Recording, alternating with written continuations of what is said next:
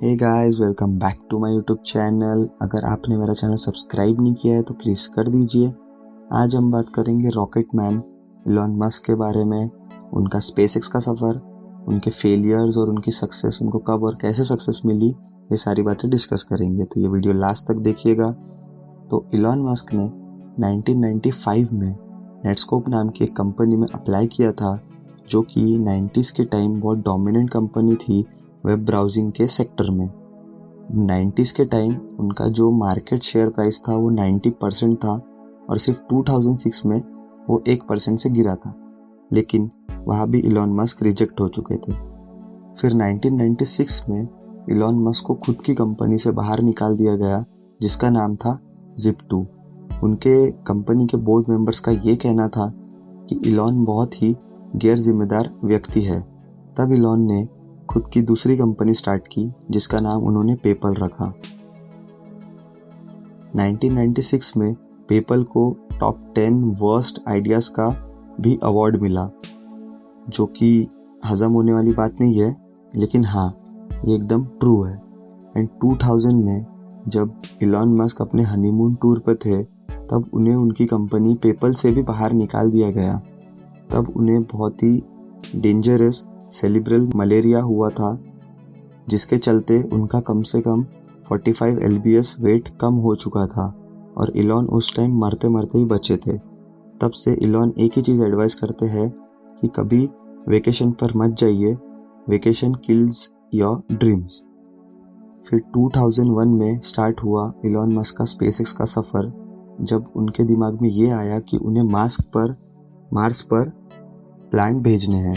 तब वो रशिया के पास रॉकेट लेने गए, बट वो भी वहाँ से रिजेक्ट हो चुके थे। फिर वहीं से वो मॉस्को गए, जहाँ पे उन्हें बैलिस्टिक मिसाइल्स खरीदनी थी, लेकिन वहाँ भी उन्हें निराशा ही हाथ लगी। लेकिन इलॉन हार मानने वालों में से नहीं थे। फाइनली उन्हें 6 महीने बाद डील मिली, जो कि $8 मिलियन की थी, लेकिन उनके पास इतना पैसा नहीं था। तब इलॉन मस्क के दिमाग में स्पेसएक्स का ख्याल आया।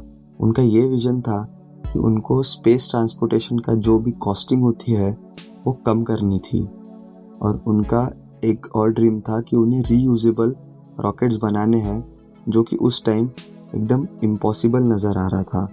तो 2002 में इलॉन ने स्पेसएक्स की रचना की और 2006 में आया उनका फर्स्ट टेस्ट।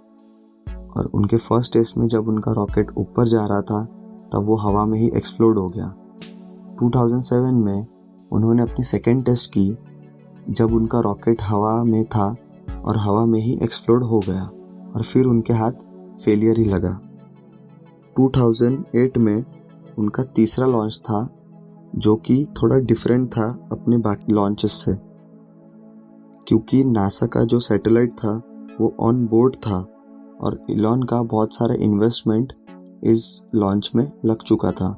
और फाइनली वो दिन आया जब लॉन्च की डेट थी एंड उनका सैटेलाइट जो है वो लॉन्च हुआ। रॉकेट फिर से हवा में ही एक्सप्लोड हो गया और उन्हें फिर से फेलियर ही देखनी पड़ी।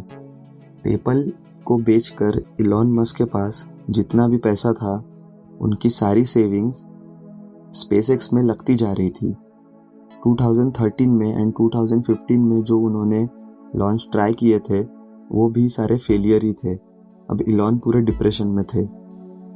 स्पेसएक्स के पास काफ़ी लेस फंड बचा हुआ था, जिसे वो अगली अपनी लॉन्च में खर्च कर सकते थे। उनके पास सिर्फ एक लॉन्च का जो फंडिंग बची हुई थी। फिर 18 जुलाई 2016 में इलॉन की वो लॉन्च आई, जब उनका सारा फॉर्च्यून चेंज होने वाला था। उनका रॉकेट जो है, जिसका नाम था फैल्कन 9, वो बहुत अच्छी तरीके से लॉन्च हुआ, स्पेस सेंटर जाके रिटर्न आया, और जो सी में इलॉन ने अपनी शिप लगा रखी थी जहाँ पे उनका फैल्कन 9 लैंड होने वाला था, वहाँ पर फैल्कन 9 बहुत अच्छी तरीके से लैंड हुआ। और फाइनली वो दिन आ ही गया जिसका इलॉन को बहुत दिनों से इंतज़ार था, और इलॉन को उनकी सक्सेस आखिर मिल ही गई और उन्होंने हिस्ट्री क्रिएट कर दी। तो ये जो फ्रेज़ है नेवर गिव अप, इसको इलॉन ने जस्टिफाई कर दिया था। तो अगर गाइस आपको ये वीडियो अच्छी लगी है तो प्लीज़ इसे लाइक कर दीजिए, मुझे कमेंट करके बताइए कि ये वीडियो आपको कैसा लगा, और इसके रिलेटेड कुछ क्वेरीज है तो वो भी आप मुझे कमेंट करके बता सकते हैं। शेयर कीजिए वीडियो। अगर आपने मेरा चैनल सब्सक्राइब नहीं किया है तो प्लीज़ कर दीजिए, और वो बेल आइकन भी प्रेस कर दीजिएगा। Thank you for watching my video.